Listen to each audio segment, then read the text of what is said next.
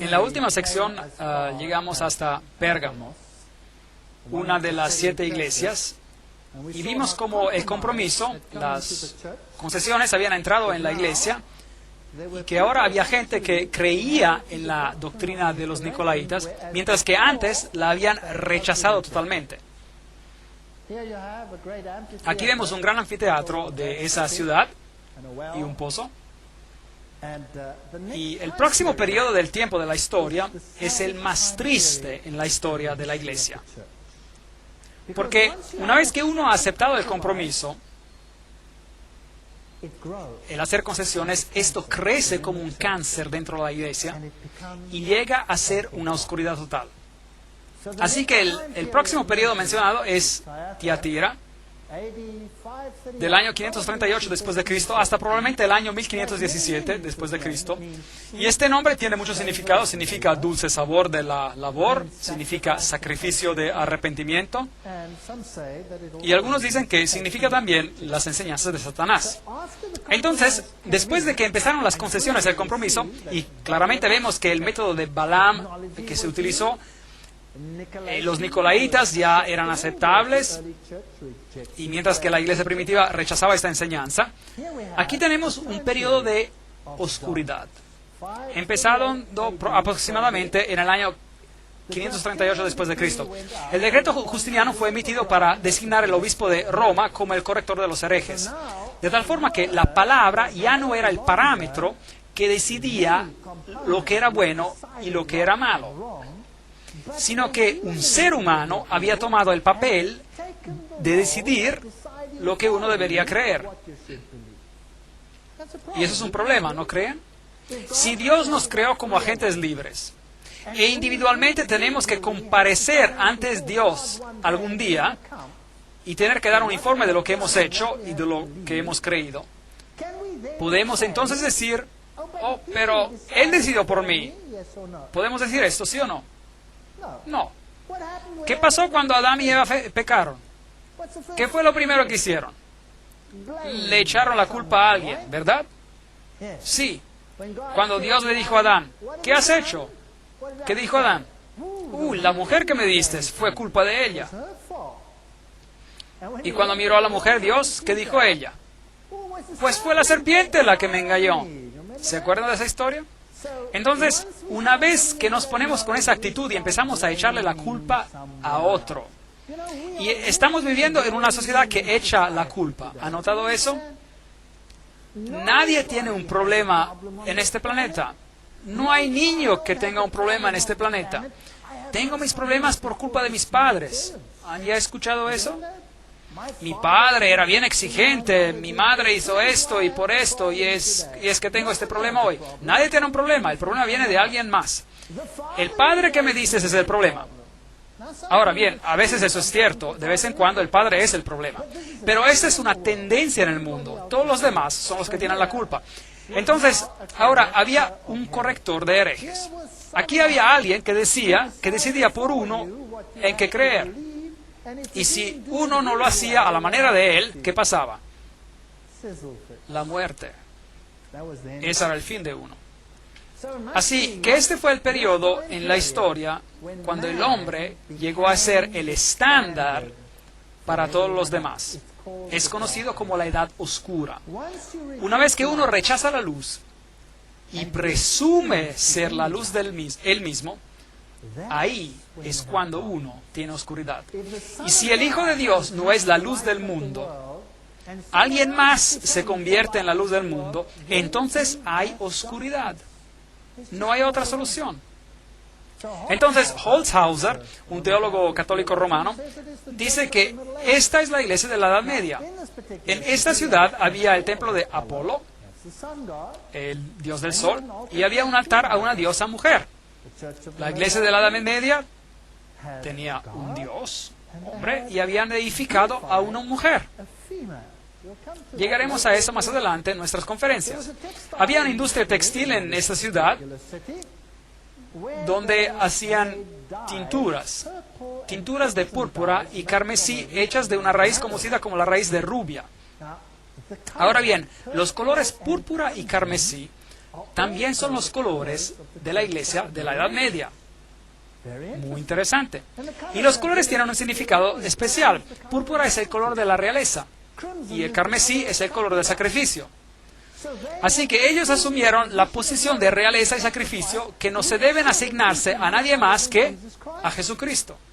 Se han establecido como la norma, son los que perdonan los pecados. Son los que dicen, venid a mí todos los que estáis trabajados y cargados y yo os haré descansar. Venid a mí, confesadme vuestros pecados y yo os daré absolución. Mientras tanto Jesús dice, yo soy el camino, la verdad y la vida. Confiesen sus pecados a Dios. Por lo tanto, aquí hay un problema ingresando.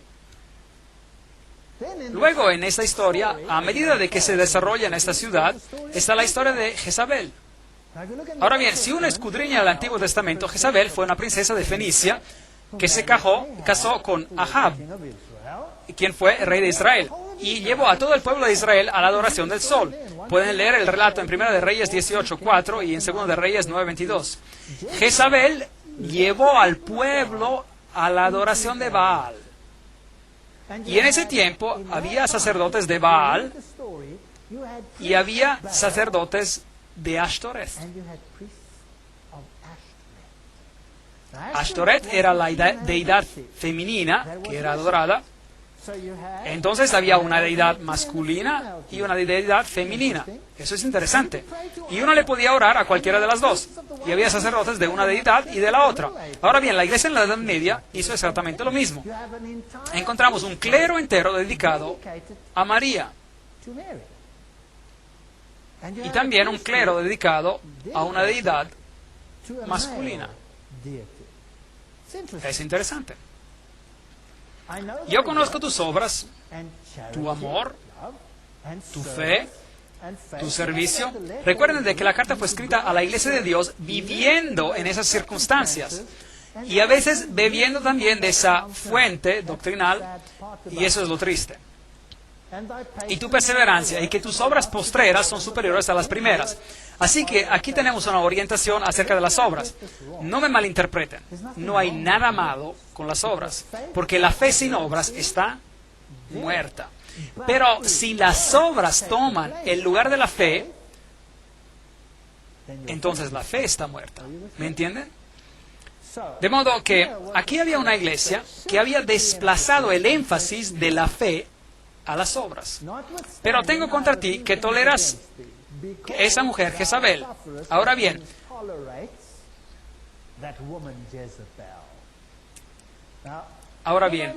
pudo haber existido una Jezabel literal allí. Dicen que sí, la había durante ese tiempo. Era una mujer que controlaba la industria textil, que hacía la ropa teñida de púrpura y carmesí. Pero es obvio que la Biblia usa algo literal que posiblemente existía en ese entonces y lo aplica al futuro y aplica a esta gran apostasía que sucedió cuando Ahab, que era el rey de Israel, se casó con Jezabel. En otras palabras, entró en una relación con el paganismo. ¿Queda claro? Y aquí está este rey que se casa con el paganismo. Así que la Iglesia de Dios acepta el paganismo y lo entremezcla con su mismísima esencia. Entonces, soportan a esta mujer, toleran a Jezabel, la cual se dice profetiza. Cabe aclarar que profetizar significa predicar, pero también significa recibir visiones y uno tiene que sacar del contexto a cuál de los dos significados se refiere. Obviamente aquí se refieren a la predicación, para enseñar y seducir a mis siervos a fornicar, para ser infieles a Dios y servir a otros dioses, y para comer cosas sacrificadas a los ídolos. Increíble. Esto es bien específico, idolatría. Y comer y beber pasa a ser parte de la idolatría. Vale aclarar que Dios siempre le advirtió a su pueblo de que no comiera lo que se sacrificaba a los ídolos. Y aquí se menciona una forma de idolatría específica. Es interesante que las deidades paganas, Baco por ejemplo, o Zeus Júpiter, o a Osiris, se les rendía culto con galletitas redondas, panes, que simbolizaban a sus cuerpos literales. ¿Fue durante esta época que eso entró en el sistema de la iglesia? Claro que sí. Yo le he dado tiempo para que se arrepienta. Dios le dio tiempo, mucho tiempo, para arrepentirse. Pero la historia triste es que no se arrepintió. Pero no quieres arrepentirte de su fornicación. Por tanto, yo la arrojo en la cama, en la gran tribulación, a los que adulteran con ella, si no se arrepienten de las obras de ella. Pero no se arrepentirán.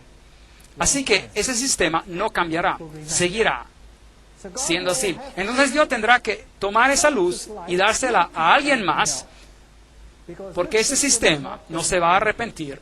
Es un sistema problemático. A sus hijos heriré de muerte.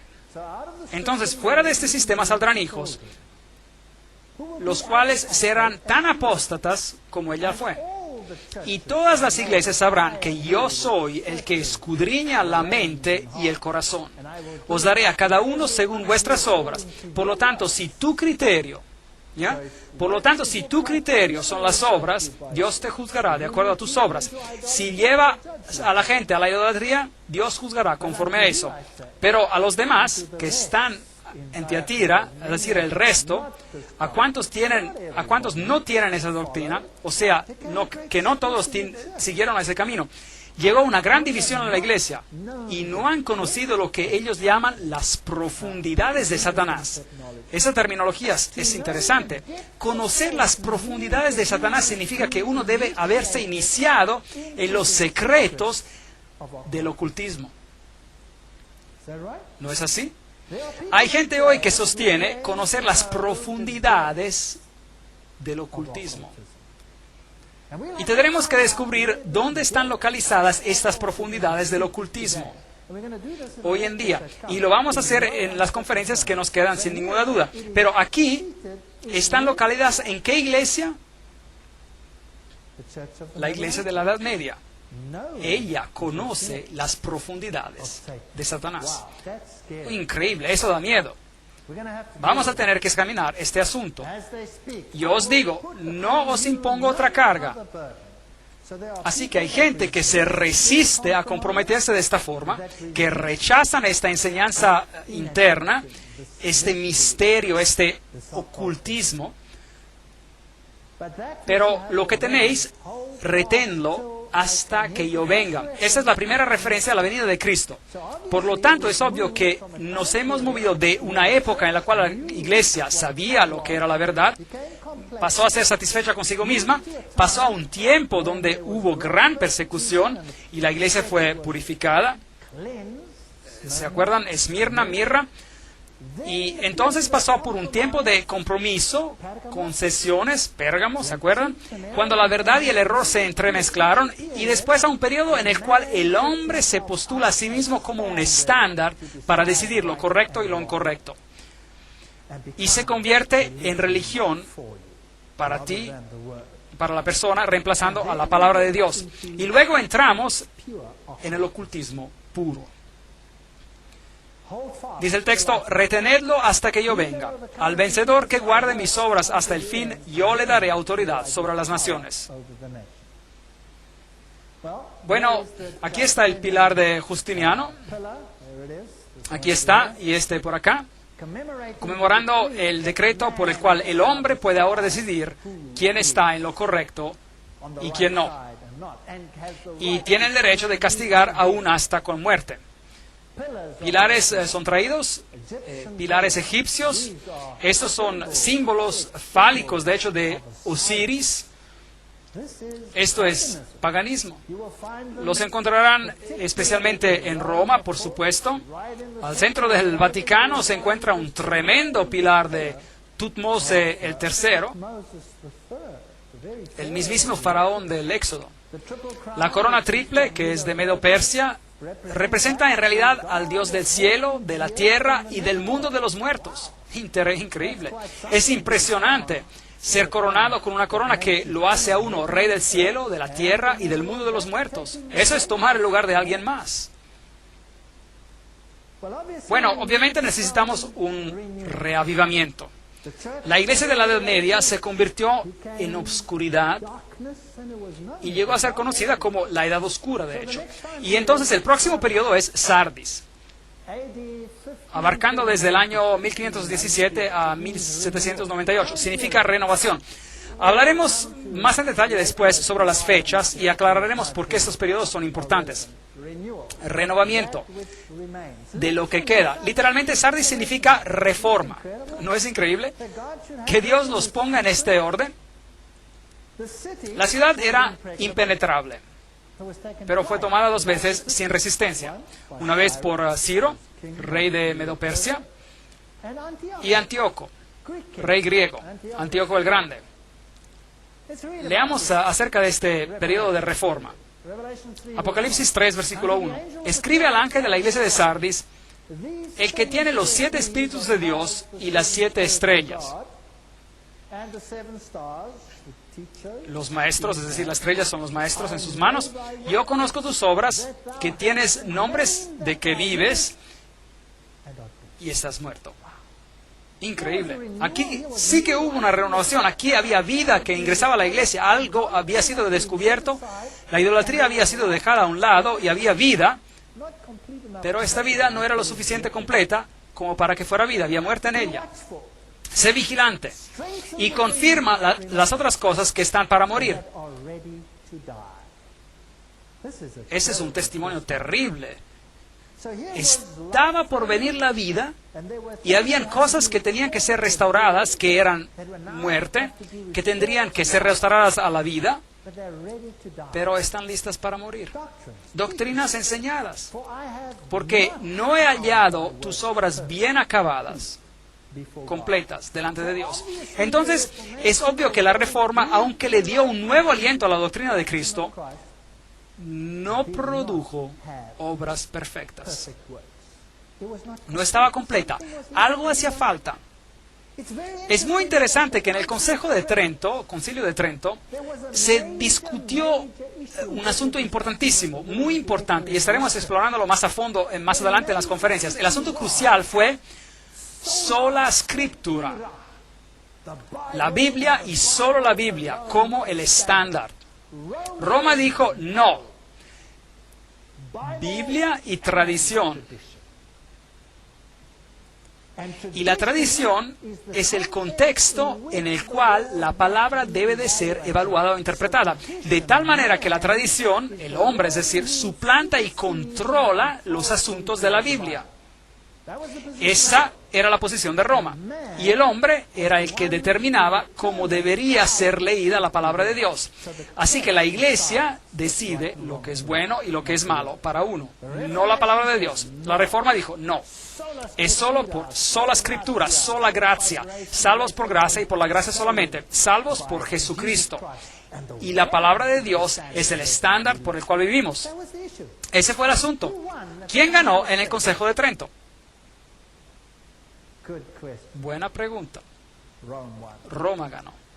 La Reforma perdió en el Consejo de Trento. Triste. Después se lo mostraré en otra conferencia. La Reforma perdió. Vino una ruptura, sí, pero la Reforma perdió. Tuvieron la mejor oportunidad en la historia del mundo para completar la obra y ganar, pero perdieron. ¿Por qué? Porque Roma pudo comprobar que sus tradiciones sobrepasaban la palabra de Dios.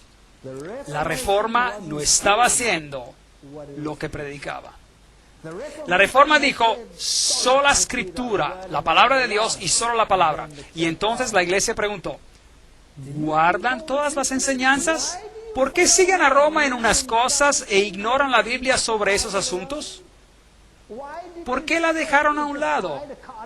Un cardenal se levantó y dio un discurso, regresaré a eso en la próxima conferencia, y dijo, ¿por qué aceptan nuestras tradiciones sobre la palabra? Están transgrediendo sus propios preceptos. No saben lo que dicen. Son solo una rebelión.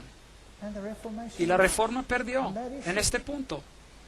No fue perfecta delante de Dios. Historia triste. Acuérdate, pues, de lo que has recibido y oído. Guárdalo y arrepiéntete. Pues si no velas, vendré sobre ti como un ladrón y no sabrás a qué hora vendré sobre ti. Esa también es una triste historia. Si uno rechaza la luz, tarde o temprano, no podrá discernir en qué tiempo vive. Y la venida de Cristo será una sorpresa total. Pero tienes unas pocas personas en Sardis que no han manchado sus vestiduras. Entonces, no todo estaba mal con la Reforma.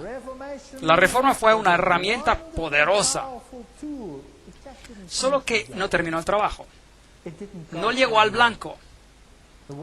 El trabajo no se completó ante Dios. Y andará conmigo en vestiduras blancas. Me pregunto quiénes son. ¿Podrán ser Juan Hus? ¿Podrán ser Tyndale? ¿Podrán ser Wycliffe? ¿Podrán ser Martín Lutero? ¿Podrán ser todos estos grandes reformadores? Son dignos porque se mantuvieron firmes en lo que consideraban ser verdad. El vencedor será vestido de vestiduras blancas y no borraré su nombre del libro de la vida y confesaré su nombre delante de mi Padre y delante de sus ángeles. A propósito, ese es un texto interesante.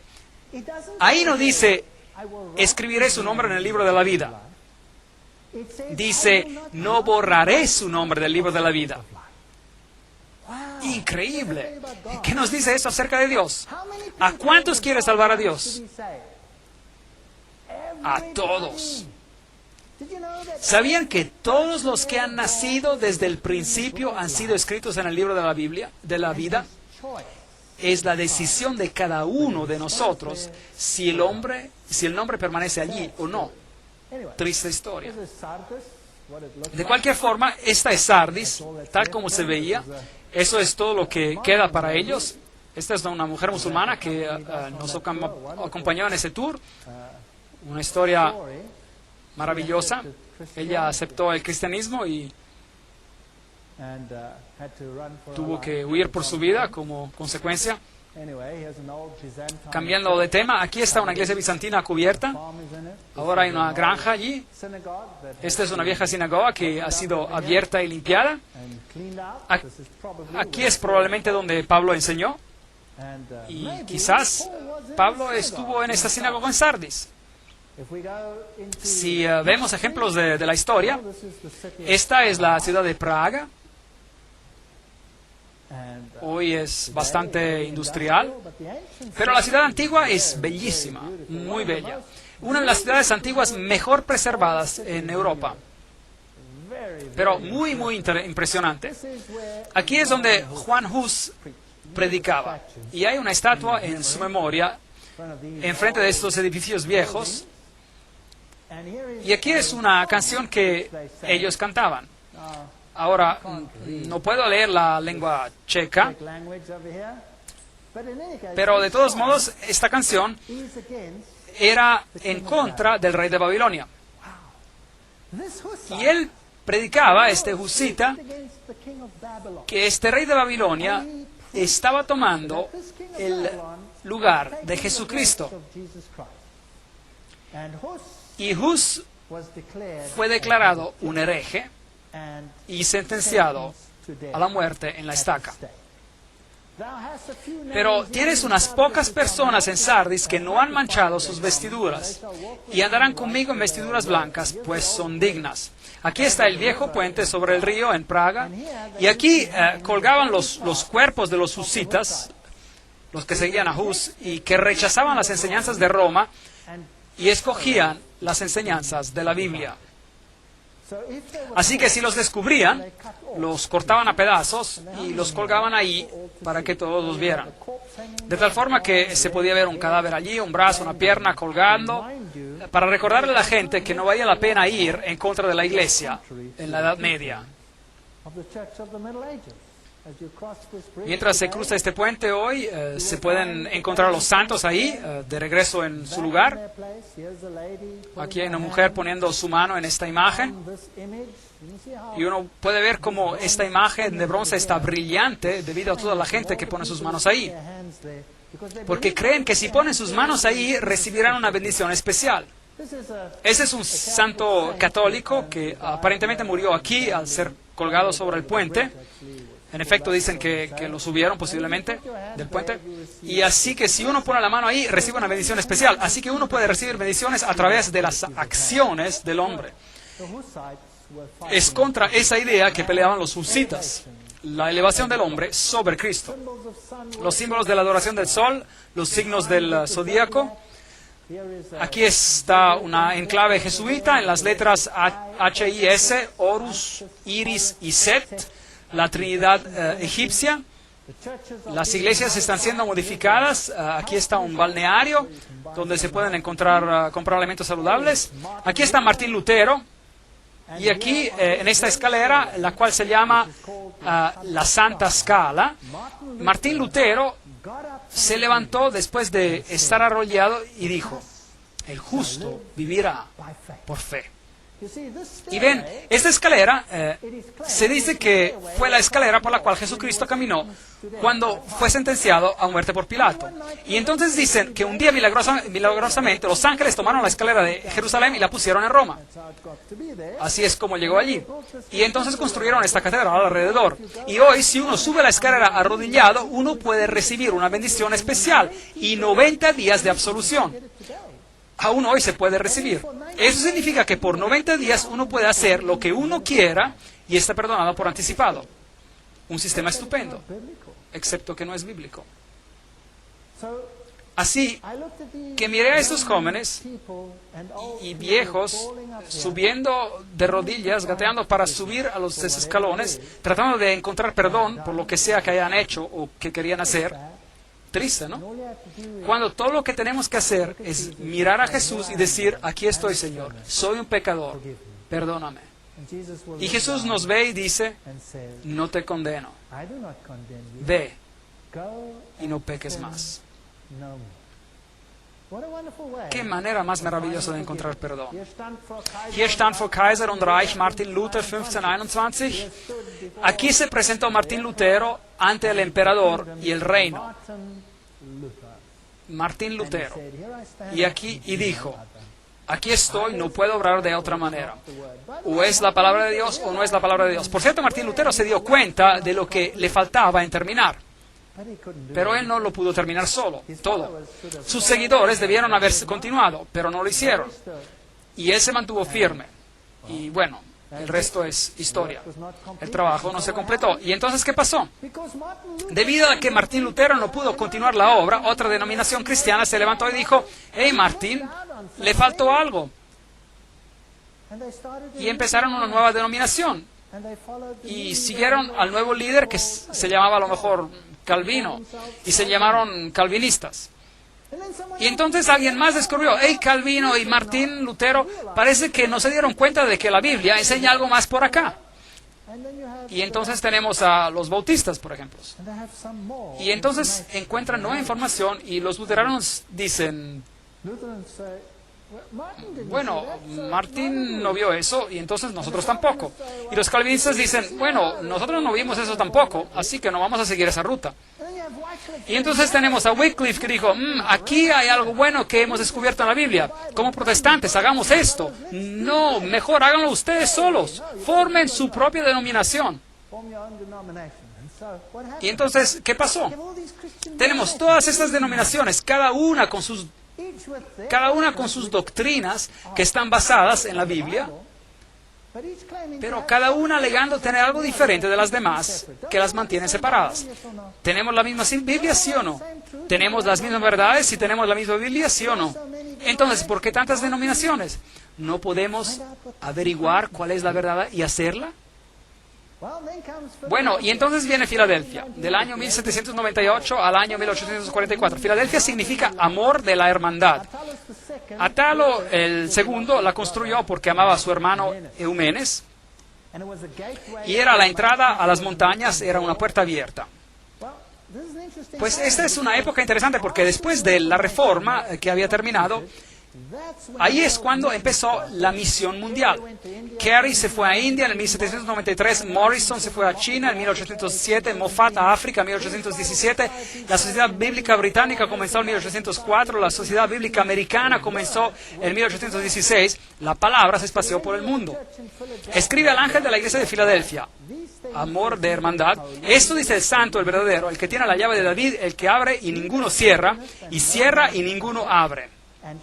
Este es un concepto interesante, el abrir y el cerrar. Algo se está abriendo y algo se está cerrando. Y es así que Dios abre el camino a la misión mundial y el mensaje se esparce. Pero también hay algo que se está abriendo y cerrando. Había portones o puertas, si prefieren, entre los compartimentos del santuario. Y cuando entramos al próximo periodo, encontraremos que ya no estamos en el lugar santo, sino en el lugar santísimo. Entonces el ministerio de Jesús debió haber emigrado del lugar santo al santísimo. Pero ese es un concepto con el cual no trataremos en detalle ahora. Yo conozco tus obras, por eso he puesto delante de ti una puerta abierta, la cual nadie puede cerrar. Pues aunque tienes poca fuerza, un grupo pequeño de creyentes, has guardado mi palabra y no has negado mi nombre. Aquí no hay reproche. Un grupo pequeño decide de que seguirán a Cristo en todo, toda la verdad. ¿Qué pasó durante este periodo de tiempo? De la sinagoga de Satanás. Así que hay la iglesia de Satanás en el mundo, de los que dicen ser judíos y no lo son, sino que mienten. Te daré algunos, y yo haré que vengan y se prostren a tus pies reconociendo que yo te he amado. Así que hay un grupo que encuentra la verdad y algo que está siendo restaurado. Por cuanto has guardado la palabra de mi paciencia. De regreso a la palabra de Dios. Obviamente hay algo que se está haciendo de manera diferente. Yo también te guardaré de la hora de la prueba. Entonces no estarán aquí justo al final, de manera que es un periodo justo antes de los últimos grupos sobre la tierra, que ha de venir sobre el mundo entero para probar a los que habitan sobre la tierra. Vengo pronto. ¿Qué le dijo a la iglesia anterior? Hasta que yo venga. Y ahora vengo pronto. ¿Se dan cuenta de que el tiempo es ya más corto? Obviamente nos hemos movido en la historia de un tiempo cuando Él va a venir, a un periodo de la historia cuando Él va a venir muy pronto. Esto es antes de los últimos eventos. Antes de los últimos eventos. Pero este grupo no tendrá parte en los últimos eventos, porque serán guardados de la hora de prueba. Retén lo que tienes para que ninguno tome tu corona. Apocalipsis 3, 9 a 11. ¿Qué pasó en la historia? Bueno, si uno va a Filadelfia, encontrará unas cuantas ruinas de algunas iglesias bizantinas de la Edad Media, y esta anciana tiene una connotación interesante para mí. Me enseñó una lección muy interesante. Le dio un abrazo y un beso a una mujer que estaba muy triste porque estaba siendo marginalizada por los demás. Y la señora me dio una mirada de reprimienda. Y voy a acordar esa mirada porque me enseñó algo. Me enseñó que uno debe respetar a la gente más por el valor de lo que son que por el valor de lo que hacen. Pero esa es una historia diferente y es para otra ocasión. Al vencedor yo lo haré columna en el templo de mi Dios. Tremendo, ser parte de los salvos.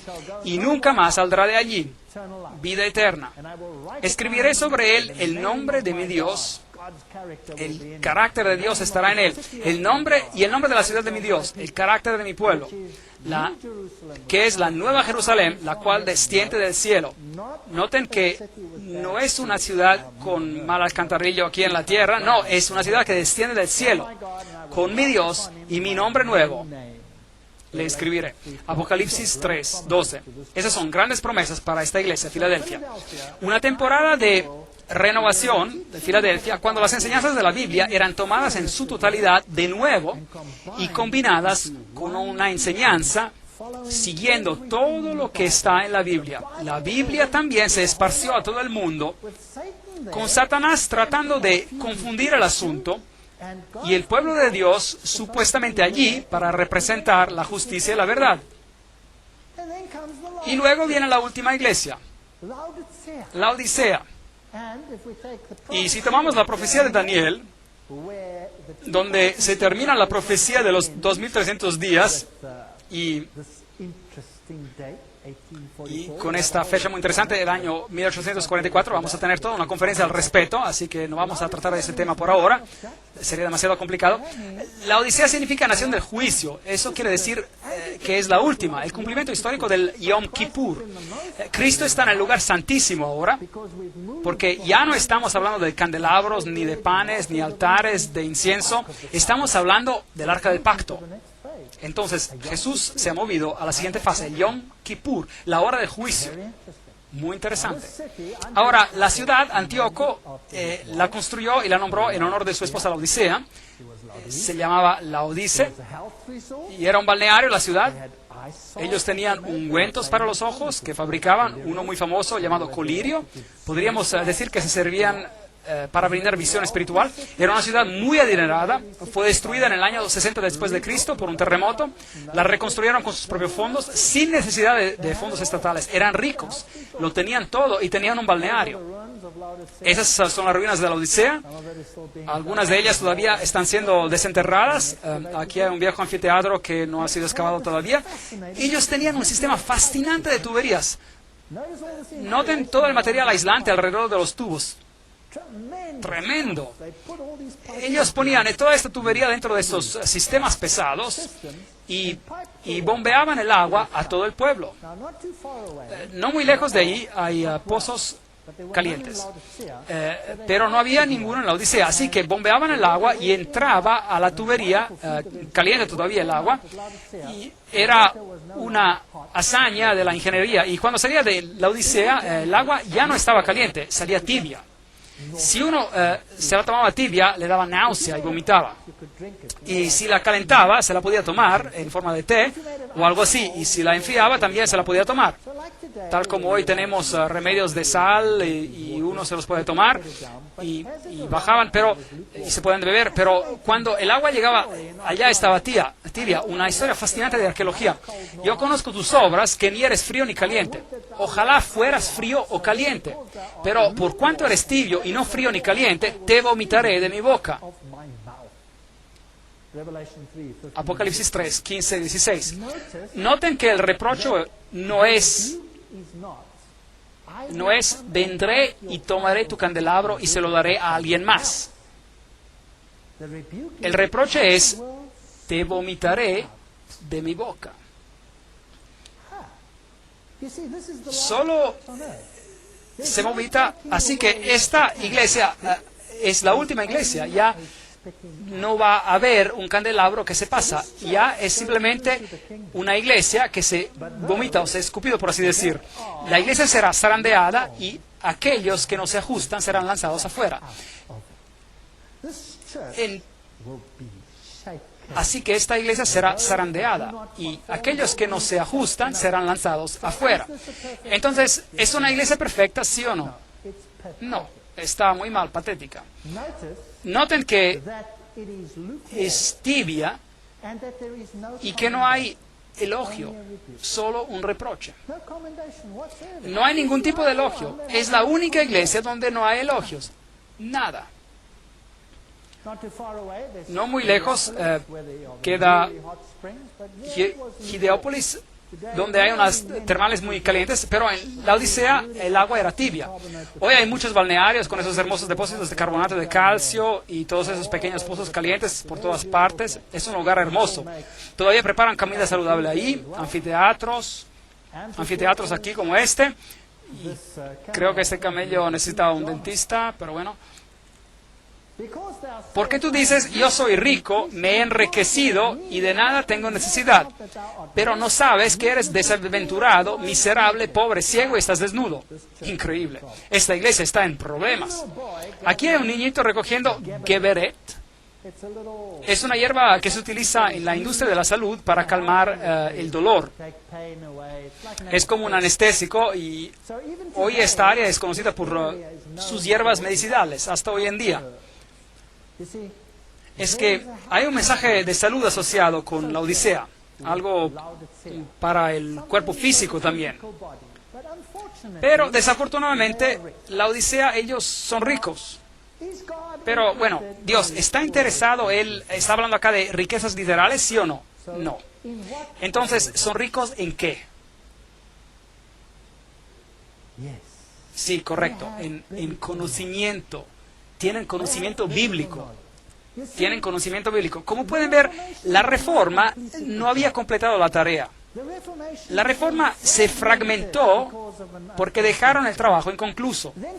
Y luego vino el turno de Filadelfia y se llevó a cabo una consolidación y la palabra fue de nuevo revelada por completo. En todos por completo. Y la Odisea heredó el conocimiento. Aquí estaba. Tenían el conocimiento. ¿Y qué le hicieron? ¿Y qué hicieron con él? Sentarse sobre el mismo. ¿Y qué hacen? Se enriquecen y se llenan de cosas y no tienen necesidad de nada. Empiezan a fingir ser iglesia. La iglesia debería ser la luz del mundo, pero esta gente finge ser iglesia. Y no saben que son despreciables, miserables y pobres, espiritualmente pobres y ciegos, que no tienen discernimiento y están desnudos, desprovistos de Cristo. Es que la fe sin obras es muerta, mientras que las obras no nos ayudan a ganar puntos porque somos salvos por la gracia y solo por gracia. Y si no compartimos lo que sabemos, entonces tenemos un problema. Y si uno es rico y cree que tiene la verdad, entonces, ¿por qué compartirla con alguien más? Lo puede hacer sentir a uno incómodo. Y hay gente que cree que tiene la verdad y que la verdad lo salvará. Bueno, los judíos también creían en eso y tenían la verdad. Pero rechazaron al Mesías y lo clavaron en la cruz. ¿No lo hicieron? Por lo tanto, tener la verdad no nos salva. Tener a Jesucristo nos salva. Y si uno tiene a Cristo, entonces irá Y no condenará a aquellos que no conocen la verdad. Uno irá afuera, hacia el mundo. Amará a aquellos que no conocen la verdad y tratará de llevarlos a la verdad, porque Jesús murió por ti y por mí mientras todavía éramos pecadores. ¿Correcto? Y esa es la manera que va a ser. Y déjeme decirle algo. Nadie, y voy a decirlo de manera muy firme, nadie se salva por tener el entendimiento correcto de cualquier doctrina. ¿Comprenden eso? Si tú tienes el conocimiento perfecto de cómo ser salvo, ¿eso te va a salvar? No. Si simplemente gozas de ese conocimiento y lo tienes y te sientes rico y enriquecido, eso no te va a salvar. Aplicar ese conocimiento al corazón y hacer que Jesús sea el centro, el alfa y el omega de tu vida, ese sí es conocimiento que salva junto a tus obras. Pero sentarse sobre ese conocimiento no te salvará. Si estás enriquecido y de nada tienes necesidad, ahora bien, uno llega a ser tan rico y enriquecido y se pone a discutir sobre esto y aquello y dice, yo tengo entendimiento perfecto sobre esta doctrina y por eso tengo razón y tú no, y tú estás perdido y yo salvo. Esta iglesia está tan llena de conocimiento que tiene tiempo para debatir el asunto, dándole vueltas y vueltas como con un perro que se persigue su misma cola y no llega a ningún lado. Esta iglesia es desaventurada y miserable. Así que si están buscando la iglesia perfecta de los últimos tiempos, no la encontrarán. Tienen que buscar una que es miserable, pobre, ciega y desventurada. Entonces quizás la van a encontrar. ¿Cómo es posible? Por tanto, yo te aconsejo de que compres de mí oro refinado en el fuego para que seas rico y vestiduras blancas para vestirte. Entonces, ¿cómo nos enriquecemos? ¿Y cómo obtenemos los mantos de justicia? ¿Y cómo cubrimos la vergüenza de nuestra desnudez? ¿Y cómo obtenemos discernimiento espiritual y ungüento para los ojos para poder ver? Yo reprendo y castigo a todos los que amo. Sé pues celoso y arrepiéntete. Es decir, que si queremos hacer lo que es correcto, Dios nos pondrá en el fuego de la aflicción. Entonces, tengo malas noticias. Cualquiera que encuentre esa verdad, la verdad está con temperatura bien caliente. Y tendrá que cuidarse bien y comer a lo mejor mucha hierba geberit, como dice así. Aquí hay un llamado a la puerta y aquí hay un hermoso campo listo para la cosecha. Yo tomé esta foto arrodillado, mirando al otro lado. Yo estoy a la puerta y llamo. Si alguno oye mi voz y abre la puerta, entraré a él. Dios no fuerza a nadie. Y cenaré con él y él conmigo. Al vencedor, hay que vencer primero. Le concederé que se siente conmigo en mi trono, así como yo he vencido y me he sentado con mi Padre en su trono. Apocalipsis 3, 20, 21. Esa es la historia de la iglesia. Finalmente, tengo que decirles que hay gente sobre esta tierra que tiene un conocimiento de la verdad, pero no se destacan por esparcirla. Más se les conoce por sentarse sobre la verdad y discutir entre sí sobre las particularidades de cada asunto específico y sobre la exactitud, la perfección o falta de perfección de este asunto o aquello. Pero esto no es el verdadero asunto. Jesús es el asunto. La verdad es importante, pero solo si es aplicada al corazón. Y es mi oración que todos comprendamos y obtengamos el conocimiento de la verdad. Pero más que eso, que evitemos ser címbalos que retiñen y que encontremos a Jesús y lo apliquemos a nuestro corazón. En las próximas conferencias estudiaremos de cómo la verdad ha sido tirada al piso en nuestro planeta y en qué problema nos encontramos realmente. Y quién controla qué y cómo lo hace. Que Dios les bendiga y les guarde y asistan a las próximas conferencias que explicarán paso tras paso toda la batalla entre el bien y el mal.